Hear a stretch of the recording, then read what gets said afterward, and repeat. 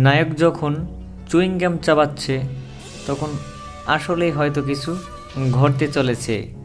তো দেখুন কতগুলো মেয়ে হেঁটে চলে যাচ্ছে। দেখি এখন এটা কার পায়ে আটকে যায়। 1 2 and 3। হ্যাঁ, অবশ্যই চুইং গামটি আটকে গেল। তাহলে দেখি এখন আমরা এটা আসলে কার পায়ে আটকে গেল।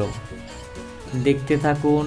হ্যাঁ, অবশেষে এখন তার খেয়াল পড়লো আসলে তার পায়ে কিছু আটকে গেল। ইস, আমরা আসল টপিক বাদ দিয়ে অন্য কোনো টপিকে চলে আসছিলাম। চিন্তার বিষয়, তাই না? তো আমাদের আসল টপিক ছিল এনার্জি বাল্ব। তো এই এনার্জি বাল্ব নষ্ট হয়ে গেলে কিভাবে সার্ভিসিং করা যায় তা আজকের ভিডিওতে আপনাদের আমরা দেখাবো, এবং সম্পূর্ণ প্র্যাকটিক্যাল দেখার জন্য অবশ্যই ভিডিওটি না টেনে সম্পূর্ণ দেখবেন। তো welcome to my channel servicing world.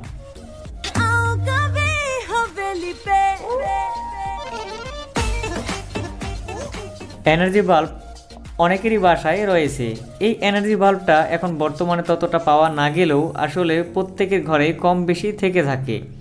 আর এই এনার্জি বাল্ব যদি নষ্ট হয়ে যায় আমরা প্রথমে খুলে ফেলার পরবর্তীতে দেখুন এই এনার্জি বাল্বের ভিতরে চারটা টার্মিনাল রয়েছে।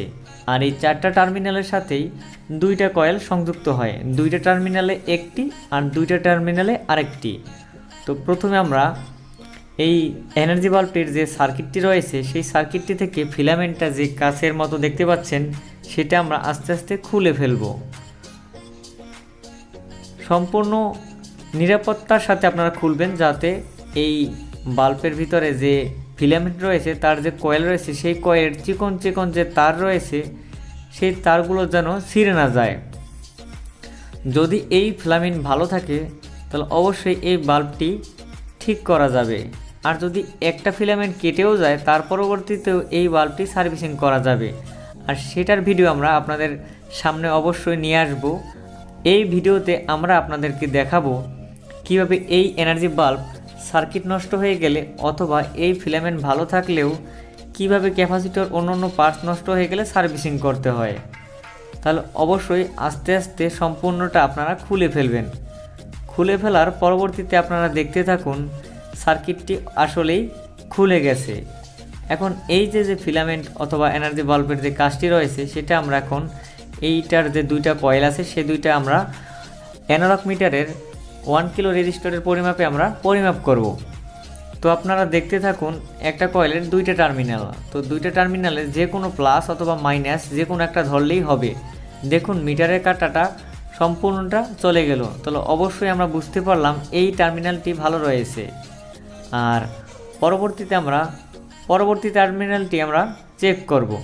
তো দেখুন আরেকটা কয়েলেরও দুইটা তার। তো এই দুইটা তারের সাথে দুইটা মিটারের প্রোব সংযুক্ত করলে দেখা যাচ্ছে এটাও ভালো রয়েছে। আর এখন আমরা অন্য একটি এনার্জি বাল্বের যে ফিলামেন্ট রয়েছে সেই ফিলামেন্টটি আমরা চেক করব।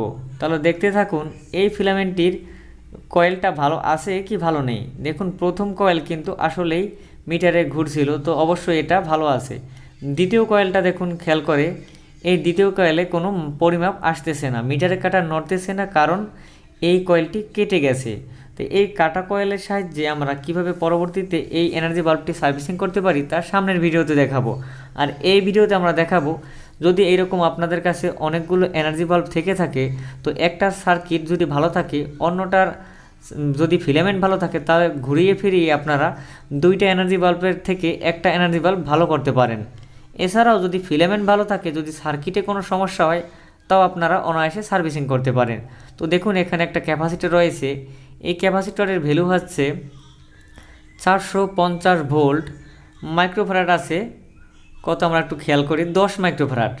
তো এই ক্যাপাসিটরটা বেশিরভাগ এনার্জি বাল্বের সার্কিট থেকে ফুলে যায় এবং ফেটে যায়।